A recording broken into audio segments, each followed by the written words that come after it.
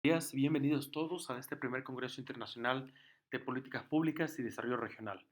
Permítanme platicarles sobre el tema de este artículo, factores socioculturales que coadyuvan a impulsar la competitividad y el desarrollo sostenible de la región. Muy bien, es importante mencionar en este tema, si estamos hablando de competitividad, primero vale la pena referenciar qué es la capacidad de las empresas, instituciones e individuos de una región para producir, posicionar y mantener bienes de consumo y servicios en mercados estratégicos y mejorar así las condiciones de vida de su comunidad. Es una definición más apegada a los términos del IMD que a los términos de Porter prácticamente. Y también hablamos de otro concepto que es desarrollo regional. Y el desarrollo regional nosotros, o desarrollo sostenible, nosotros lo manejamos como generación de riqueza con distribución social y cuidado ambiental. Es un término importante. También cuando hablamos de desarrollo sostenible, es importante hacer mención que el desarrollo se sustenta plenamente en el ser humano, que el ser humano debe quedarle muy claro que es el principal actor y el beneficiario principal de este proceso de desarrollo y que además se centra en construcción de futuros, algo así de lo que manejamos en perspectiva estratégica voluntarista de la escuela francesa. Bueno, dividimos esta presentación en tres grandes partes. La primera es el marco contextual. Dentro del marco contextual, únicamente presentar que en nuestro país, en toda nuestra geografía, finalmente, y en caso particular de Oaxaca de Juárez, vemos el caso de que hay tres características importantes que son la competitividad, la pobreza y la marginación, en las cuales, de acuerdo a indicadores de competitividad, vemos que nos ubicamos en lugares bastante malos. Por ejemplo, en el 2010 fue en el lugar número 31, pero no es diferente en el 2012 y en el 2014. De la misma forma, si analizamos el tema de pobreza, de acuerdo a Coneval, en su índice del 2005 nos marcaba, aquí veamos, con mayor color en verde oscuro, las zonas con mayor pobreza. Y lo mismo en el tema de marginación, es algo similar a lo que estamos mencionando en este caso. Bajo este esquema es que fue el caso para analizarlo específicamente en lo que es Oaxaca de Juárez. Por otro lado, el marco teórico nos habla de algunos aspectos. Uno que de ellos es la hipótesis planteada fue que una mayor ética ciudadana basada en su moralidad genera mayor compromiso para el desarrollo y que el nivel de compromiso de los actores participantes está fuertemente relacionado a factores de contexto sociocultural y político en lugares bajo estudio. ¿A qué me refiero con esto? En la trayectoria de trabajo que he tenido a través de intervenir en diferentes regiones, nos damos cuenta que hay regiones, por ejemplo el caso de Chihuahua, en el cual intervenimos y lo que llevamos a cabo a través de un concepto de clusterización y de compromiso con la gente tuvo un gran éxito, al grado que desde 1980 a la fecha eso sigue funcionando y muy bien.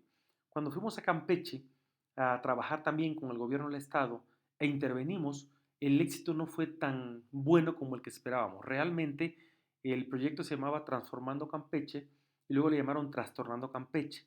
Algo sucedió que únicamente funcionó durante los 2 o 3 años que intervenimos y posterior a eso se cayó todo el proyecto. En Chiapas, a pesar de las circunstancias, ha ido mejorando y ha habido un grupo muy comprometido para el desarrollo. Entonces, evaluando todos estos comportamientos, es que viene mi planteamiento de por qué ciertos modelos en ciertos lugares o regiones funcionan y en otros lugares o regiones no funcionan. Y de ahí me fui apegando. Me di cuenta que en cada lugar donde llegamos, sin importar el índice de pobreza o competitividad o marginación, siempre hay recursos y hay gente disponible para que pueda llevarse a cabo proyectos de competitividad. O sea, hay condiciones, se consigue dinero a pesar de las circunstancias. Modelos, tenemos muchos modelos económicos de diferentes países, el propio modelo de Porter, del País Vasco, el de Cataluña, diferentes modelos que se han llevado a cabo del Instituto Alemán de Desarrollo para que se lleve desarrollo en alguna región. Pero al final de cuentas no funcionan. Y esto, desde mi perspectiva y mi planteamiento, es que falta compromiso de los actores sociales. De ahí que se genera la corriente de la perspectiva voluntarista, donde lo que principalmente se busca es mover la voluntad de las personas para generar desarrollo. Por lo tanto, mi planteamiento fue, ¿qué pasaría si nosotros hacemos que la gente se comprometa? Pero para que la gente se comprometa desde la selección, desde el inicio en el cual se acercan las personas a participar al desarrollo, es importante tener una claridad de qué personas se están acercando, porque siempre las personas cuando se acercan en una forma normal y común, es que las personas buscan algo, ¿de acuerdo? Algo muchas veces personal, muchas veces comunitario, ¿de acuerdo? Pero siempre van en la búsqueda de algo, si no participarían. Y eso es normal. Lo que hay que distinguir aquí es cuáles son las personas que van únicamente por algo propio y cuáles son las personas que van por algo comunitario. Y de ahí parte mi teoría, el manejar un esquema en el cual podamos evaluar y ver cuál es la moralidad y los valores de las personas que se acercan a participar en un proyecto de desarrollo regional, porque a partir de ese pudiésemos determinar cuál es el compromiso de las personas para el desarrollo regional y eso permita que haya un seguimiento a partir de que uno interviene y que los deja funcionar solos. Entonces, si nosotros nos acercamos al marco teórico, podemos ver elementos de lo que es la escalera de la participación ciudadana, donde nosotros nos damos cuenta que casi siempre nos manejan a un nivel de manipulación o terapia y no nos permiten que tengamos un poder delegado o un control ciudadano. Por otro lado, en otra definición nos hablan lo mismo, más que en 12 niveles, pero seguimos estando en la no participación ciudadana que se maneja aquí como impacto y no en el control ciudadano. Por otro lado, nosotros nos damos cuenta que los factores de éxito en los proyectos de desarrollo regional, de impulso a la competitividad, están basados en 4 aspectos. Primero, el fomento de la asociatividad o la generación de clúster. Segundo, en fortalecer los capitales o los factores básicos para el desarrollo, que luego se convierten en capitales, como es el recurso humano, el capital financiero, como es el medio ambiente, como es el capital relacional, que la gente se involucre, como es el capital político, ¿de acuerdo? Entre otros. Y por último tenemos la consolidación de un capital social, que es buscar objetivos comunes y valores. Y en paralelo a esto, generar una inteligencia para el desarrollo regional que esté en forma continua y que esté mostrando cuáles son las necesidades de la región, cuál es la competitividad, cuál es la competitividad que tiene la misma. Y esto nos debe de llevar a una prosperidad para la región. Esto es a más y mejores oportunidades para todos. Muy bien, entonces basado en esto y en la experiencia que hemos tenido, también nos dimos cuenta que para que las cosas funcionen deben estar apalancadas en valores fundamentales. Uno, el beneficio común. Dos, la solidaridad, o lo que llamamos en Oaxaca tequio o getza. Tres, subsidiariedad, que significa reconocer en los demás miembros del equipo las capacidades de gestión que tiene cada uno de ellos. El compromiso compartido, el liderazgo emprendedor y la coordinación de acciones. Pero ninguno de estos valores funciona si no existe confianza en el grupo que va a trabajar para el desarrollo. Muchas veces hay muy buenas intenciones y hay muy buenos elementos trabajando, pero si no hay confianza en quienes trabajan o lideran este proyecto, eso no funciona.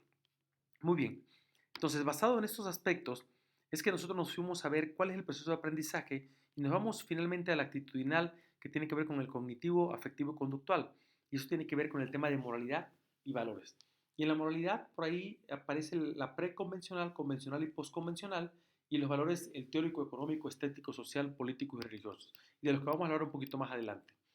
Basadas en estas teorías de internalidad moral de Lawrence Gordon, un psicólogo, y también basados en los valores de Alport, es que yo planteo esto.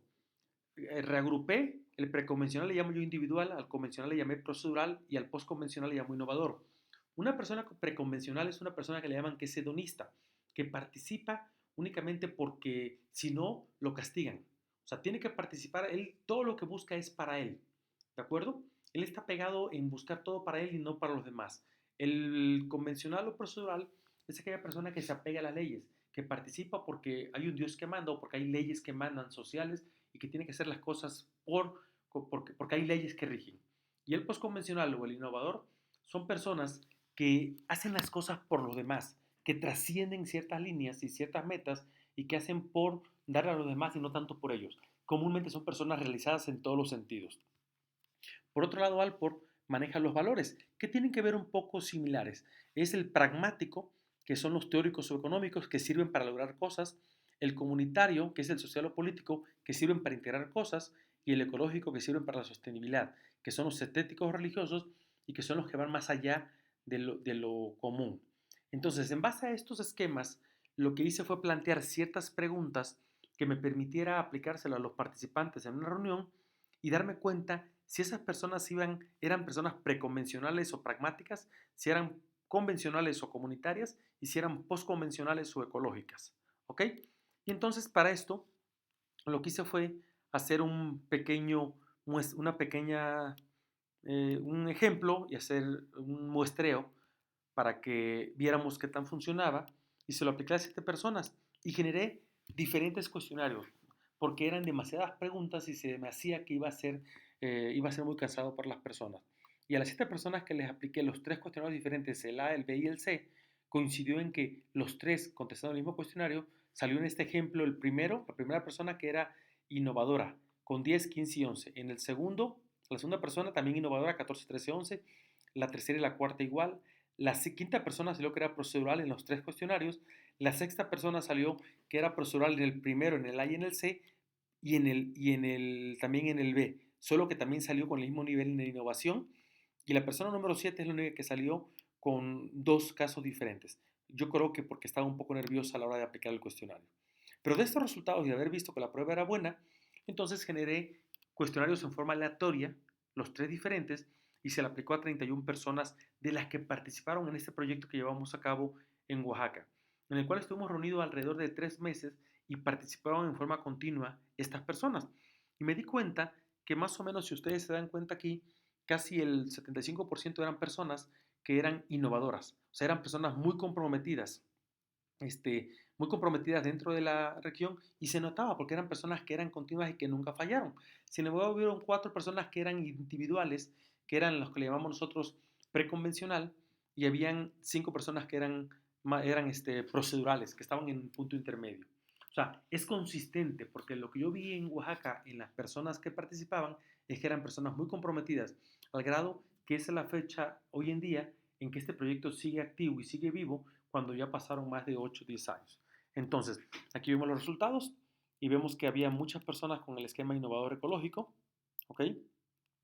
Cuando les preguntamos que otros factores que no dependieran única y exclusivamente de la encuesta, porque si yo tengo gente participando y de entrada tengo que aplicarle una encuesta, se van a sentir un poco incómodos. Entonces, a esas mismas personas les hice un cuestionario para saber qué características externas yo pudiese analizar de entrada y que me ayudaran a decidir que eran personas innovadoras o personas muy comprometidas. Y nos dimos cuenta en color verde que son personas que han participado en más de 5 proyectos. Vean ustedes cómo está muy grande. O el rojo que han participado entre 2 y 3. Es la parte central. Entonces aquí podemos ver que las personas que han participado en más de 5 proyectos comúnmente en una región son personas que son muy comprometidas. En cuanto a la parte de la edad, son personas, si ustedes ven en color celeste, de 61 a 70 años, en morado de 51 a 60 y el verde que es de 41 a 50. O sea, personas que van aproximadamente de los 40 años en adelante, 35 años en adelante, son personas que puede ser otro factor que nos puede servir para saber que son personas comprometidas. Y en tercer caso, viene la parte del ingreso. Personas que tienen ingresos por arriba de los 55,000 pesos, pues son personas que no tienen necesidad y por lógica se ve que son comprometidas. De hecho, aquí podemos ver tanto el morado y el rojo. Personas con un ingreso arriba de 30,000 pesos son personas que de entrada casi seguro que van a ser personas innovadoras y son muy comprometidas. Entonces, de entrada podemos ver que son personas mayores, personas que participan mucho en proyectos y personas que tienen un buen ingreso. Pero no es lo único, porque por ahí decía Lawrence Gordon que no todas las personas, que el desarrollo de la inteligencia moral no va con el desarrollo de la persona, con el desarrollo biológico de las personas. Pueden haber personas muy jóvenes con mucha inteligencia moral que sea innovadora y pueden haber personas muy viejas que sean al revés. Entonces, ese es un primer instante para darnos cuenta de la gente comprometida, pero ya que está la gente comprometida y pasaron muchas sesiones, pudiese ser el momento de aplicar el cuestionario para asegurarnos que están bien en esto. Con eso concluyo que las personas que estén en un término convencional o procedural y un término postconvencional o innovador son personas que vale la pena trabajar con ellos. ¿Por qué? Porque a las que son postconvencionales podemos desarrollarlas y llevarlas a ser postconvencionales o innovadoras. Con una persona que está en la parte preconvencional, pues no podemos correrla del grupo, pero no es en la que debemos de cargar toda la responsabilidad, porque son personas que fácilmente se van a alejar. ¿De acuerdo? ¿Qué nuevas líneas de investigación se manejaban para esto? Pues validar esto que hicimos en otros clústeres, ya lo llevamos a cabo y los resultados fueron muy positivos. Probar con estilos de aprendizaje a otra forma que no sea solamente moralidad. Y por último, trabajar la dinámica en grupos. Esto es, trabajar con estilos de aprendizaje y ir manejando roles para trabajar más lo que es el término de subsidiariedad. ¿Ok? Bueno, si tienen alguna pregunta, pues estoy aquí para servirles. Muchas gracias a todos por su participación.